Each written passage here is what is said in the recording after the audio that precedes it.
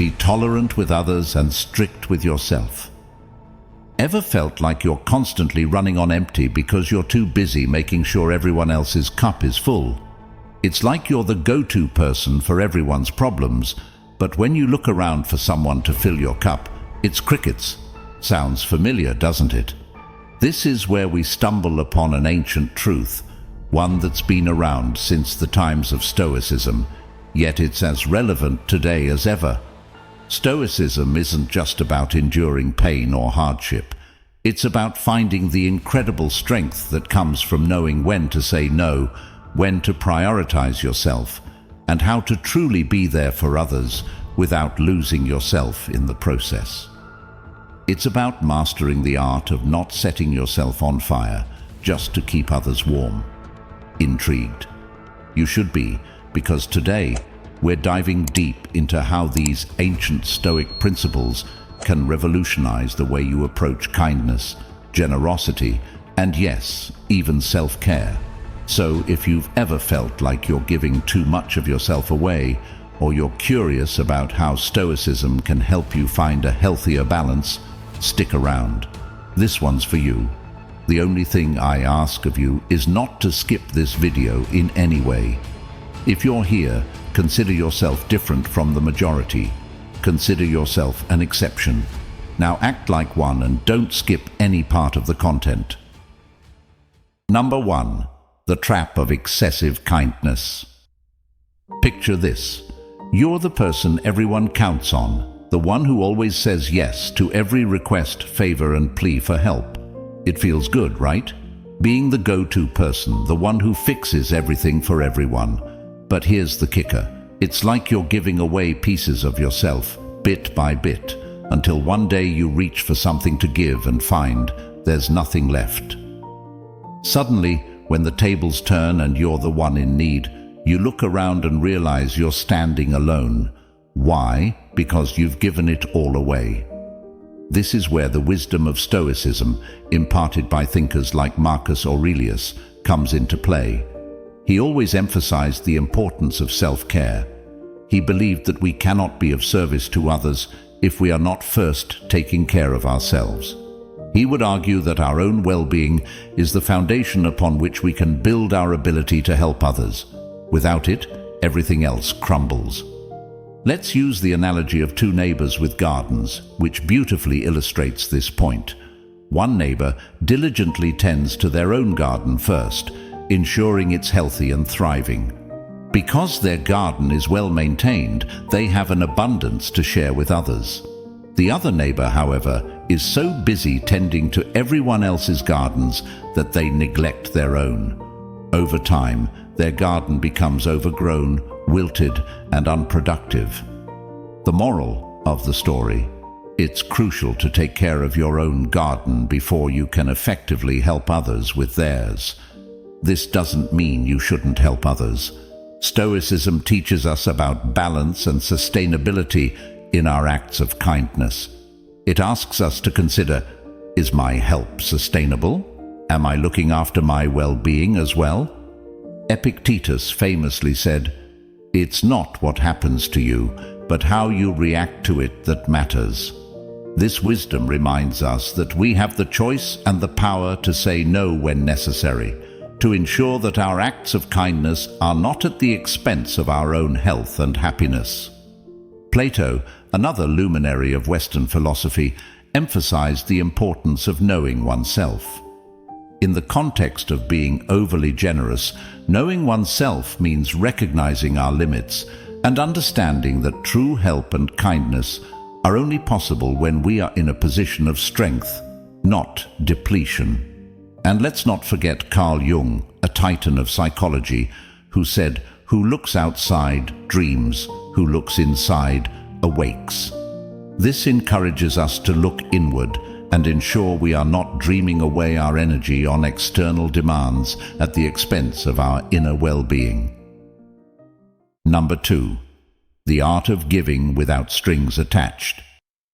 The Stoics, like Seneca, Marcus Aurelius, and Epictetus, were all about the purity of action, doing the right thing for its own sake, not for some reward or recognition. Seneca, in particular, had a lot to say about generosity. He believed that true generosity doesn't look for a pat on the back. It simply gives because it's the right thing to do. He said, "We should give as we would receive, cheerfully, quickly, and without hesitation, for there is no grace in a benefit that sticks to the fingers." Imagine giving just to see the joy on someone's face, with no hidden agenda or silent tally of who owes whom. This is the heart of Stoic generosity. It's about giving from a place of abundance of spirit, not necessarily material wealth. When we give hoping for something in return, we're not really giving, we're trading. And let's be honest, life's too rich and complex to be reduced to a mere transaction. This philosophy dovetails beautifully with what Aristotle talked about regarding virtues. He believed that true virtue lies in finding joy in virtuous acts themselves, not in the external rewards they might bring. This aligns perfectly with the Stoic view on generosity. It's about finding joy in the act of giving, in the knowledge that you've made a difference, however small, in someone else's life. Plato emphasized the importance of acting according to our highest ideals, regardless of the outcome. This approach to generosity means giving because it aligns with who we aspire to be, not because we're expecting a return. It's about being true to our ideals, about embodying the virtues we value most. And then there's the psychological angle, beautifully articulated by Carl Jung, who spoke about the shadow and the persona, the parts of ourselves we show to the world and those we keep hidden. Jung's work encourages us to integrate all parts of ourselves, which includes acknowledging the joy we find in giving without expectation. It's a profound act of self-integration and authenticity. Epictetus reminds us that we control our intentions and actions, but not their outcomes. So, when we give, we do it from a place of control, choosing to be generous, choosing to offer kindness without a thought for what might come back to us. This is empowering. It shifts our focus from what the world owes us to what we can contribute to the world. So here's the thing. Giving without expecting anything back is not just noble, it's liberating. It frees us from the disappointment of unmet expectations and the bitterness of feeling used. It keeps our spirit of generosity alive and well, enriching our lives and the lives of those around us. This doesn't drain us. It fills us up with the deep, enduring joy of having made a positive difference, no matter how small. Number 3, the necessity of setting boundaries. In today's always-on, always-connected world, it feels like everyone wants a piece of us. Our time, our energy, our attention, it can get overwhelming.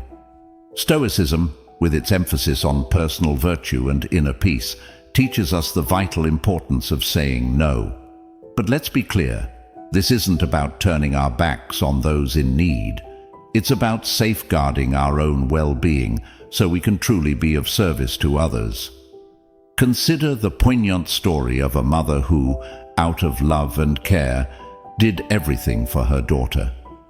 While this might sound like the epitome of parental love, it had unintended consequences.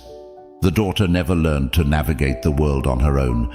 It was only after the mother's passing that the daughter was forced to stand on her own feet. This story, though simple, illustrates a profound truth. Excessive help can stunt personal growth. It's a reminder from the Stoics that fostering independence in others is crucial. By setting boundaries, we're not being cold or uncaring. Rather, we're encouraging those we care about to find their own strength and resilience. Marcus Aurelius spoke volumes about the importance of self-discipline and the wisdom of understanding what is within our control. Applying his teachings to the concept of boundaries means recognizing that while we can offer support, we can't live others' lives for them.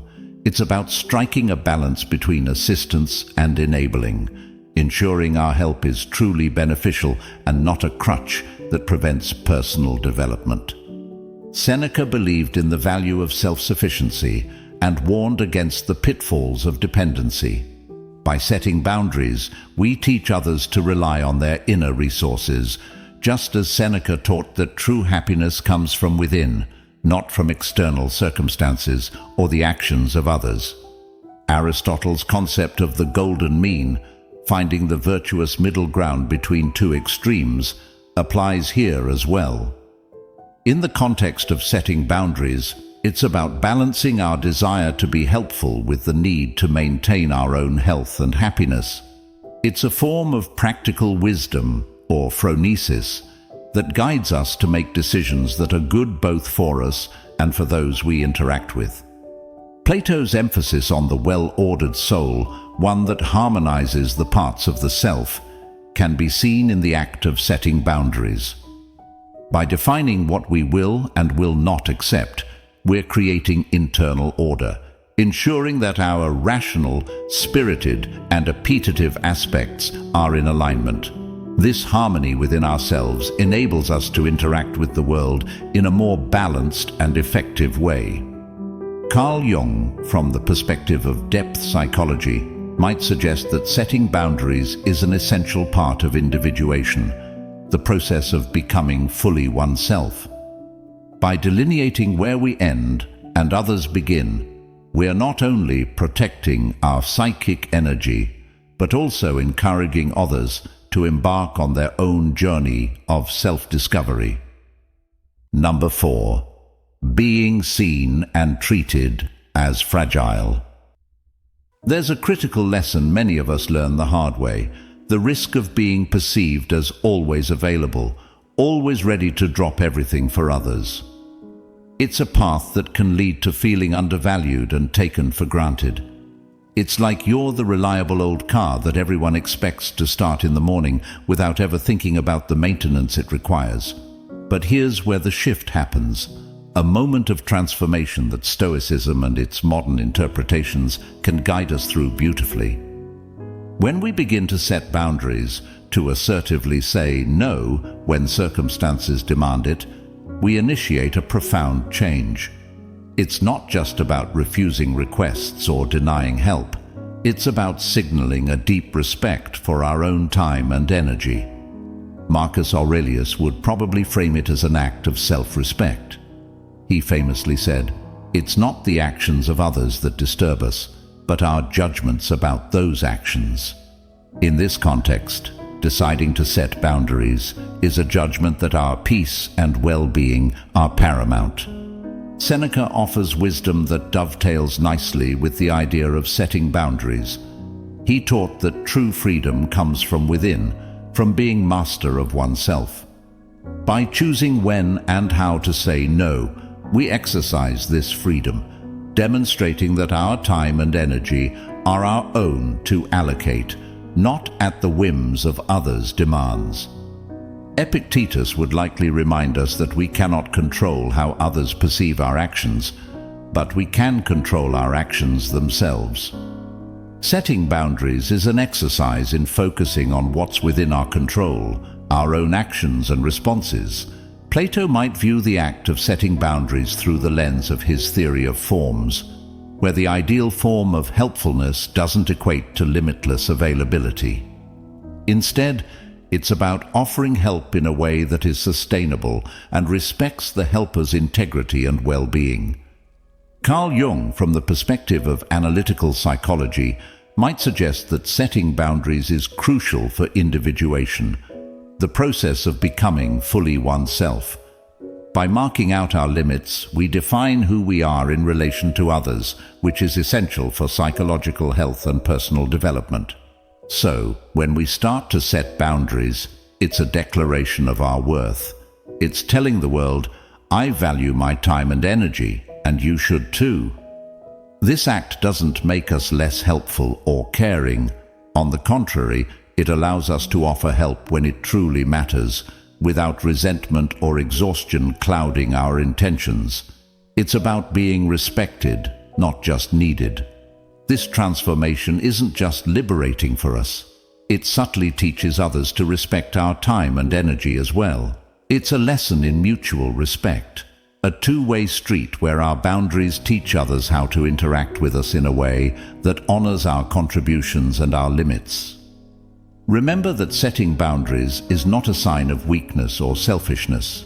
It's a powerful statement of self-respect and an essential step towards healthy, balanced relationships. By valuing our own time and energy, we teach others to value them too. This shift not only enhances our sense of self-worth, but also deepens the respect we receive from those around us. Let's carry this wisdom forward, embracing the strength that comes from knowing and asserting our worth. So, after wandering through the rich landscapes of Stoicism and exploring the nuances of kindness, boundaries, and self-care, what's the essence that we're left to hold? It's a profound realization, really, one that reshapes not just our actions, but our very approach to life. Stoicism, with its ancient roots and timeless wisdom, isn't a call to retreat from the world or to harden our hearts against the needs of others. Far from it. It's an invitation to engage with the world more deeply, more wisely, with a clear understanding of our own boundaries and a steadfast commitment to our inner peace. This philosophy teaches us a balance that's rare and precious in today's fast-paced, often demanding world. It shows us that true generosity isn't about giving until we're depleted. It's about giving in a way that enriches both the giver and the receiver. It's a form of generosity that's sustainable, rooted in a deep awareness of our own needs and the genuine desire to meet the needs of others. Living a Stoic life means navigating the delicate dance between caring for others and caring for ourselves. It's recognizing that we can't pour from an empty cup, that our ability to be there for others hinges on how well we look after our own well-being. Marcus Aurelius, Seneca, and Epictetus, all these Stoic sages, were onto something profound. They understood that inner peace isn't a passive state, but the result of conscious, deliberate choices about how we engage with the world and where we set our limits. It's about finding joy in the act of giving, without attaching our happiness to the outcomes of our actions or the approval of others. Stoicism teaches us to find fulfillment in the knowledge that we've acted according to our principles, that we've contributed to the world in a way that's true to our values and respects our limitations. And here's perhaps the most beautiful part. When we live by these Stoic principles, we create a ripple effect. Our approach to life, grounded in wisdom and self-respect, becomes a model for others. We show that it's possible to be kind without losing ourselves, to be generous without becoming martyrs. We inspire those around us to find their own balance, to protect their inner peace while opening their hearts to the world. So, the takeaway from all this, it's a call to live boldly and compassionately, with a keen awareness of our own needs and the needs of others. It's an encouragement to set boundaries that allow us to be present and genuine in our acts of kindness. Stoicism isn't about withdrawing from the world. It's about engaging with it more fully, with a clear-eyed understanding of what it means to live well. As we draw this journey to a close, remember, the path of Stoicism is not one of isolation, but of profound engagement with the world. It's about cultivating an inner sanctuary of peace, from which we can extend our kindness and generosity without losing ourselves in the process. This wisdom, ancient yet so vital today, invites us to live fully, to embrace the delicate balance between giving and preserving, between being there for others and honoring our own needs. And now, as we ponder these timeless teachings, I invite you to explore further. On the screen you'll find suggested videos that delve deeper into the art of living well, into finding that perfect harmony between the demands of the world and the whisperings of our souls. Let's continue to grow together, to inspire and be inspired, as we navigate the beautiful complexity of life with wisdom, courage, and a boundless heart. Thank you for sharing this moment with me and for being an integral part of the Stoic Journal.